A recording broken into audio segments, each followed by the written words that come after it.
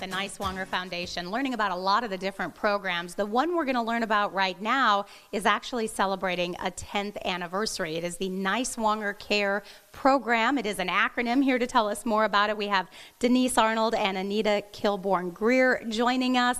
And thank you, ladies, for spending some time with us this morning. I know this program near and dear to your hearts, really working with high school students getting ready for that next step.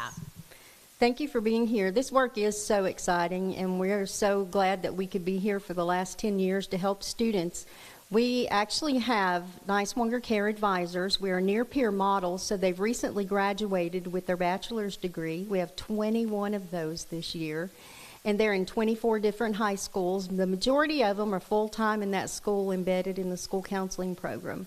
As a former school counselor, I know the importance of being able to do time-intensive work with students, especially those first generation and lower income students. So our advisors take the students that the counselors have met with and identified, and they're able to sit down and talk them through the entire college going process, everything from filling out an application, and especially daunting is financial aid. So our advisors do that. They're in those schools 5 days a week helping students, thousands of students. We have about 5,000 seniors that we prioritize. Wow. And Anita, I know some important deadlines coming up, and so when the school year starts, they're already looking ahead to the end of the school year with some of these programs and deadlines. Absolutely. So our advisors are busy at work because we have a Tennessee Promise deadline coming up. The application deadline is November 3rd, and if you don't fill out the application, by then you are just out of that pipeline. We encourage every student to apply for Tennessee Promise, even if they don't intend to use it. It's great to have as a backup, and you just never know when you might need it. And it also helps us because we can keep up with their FAFSA completion, which is another milestone. The FAFSA, the free application for federal student aid, is open. It opened, I think, today. Yeah. So, yes, it is. And it is a very important milestone. It's how students will get any federal and state aid. And Tennessee traditionally has been great at FAFSA completion. We usually lead the nation in that. So last year, I think the nation had a 59% FAFSA completion rate. The state had a 69% FAFSA completion rate.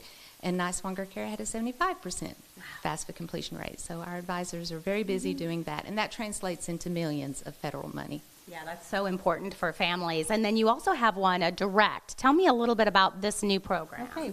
So the Governor Lee has launched a new pilot program for the state of Tennessee seniors, and there are 40,000 of them that will be involved. It is a research project, so not all seniors will be involved in this. But 40,000 seniors will receive a letter from Governor Lee telling them that they are already admitted to numerous institutions across the state of Tennessee.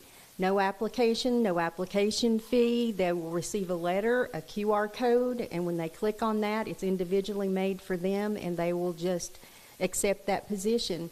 So it takes away a lot of the steps, and students are going to know ahead of time where that they are already admitted. So we're excited. 19 of the 24 high schools that we serve were selected for this project. Wow. And then 4 of our schools will be treatment 5 groups, which means they will receive intensive services. So we're excited to see what the data shows about this, and we know that it will help our students and families a lot during this college-going process. Yeah, certainly a lot happening, a very busy program with this one. We're going to give everybody the website again. To learn more about this program or any of the other ones we have talked about here today, you can visit their website. That is niswongerfoundation.org.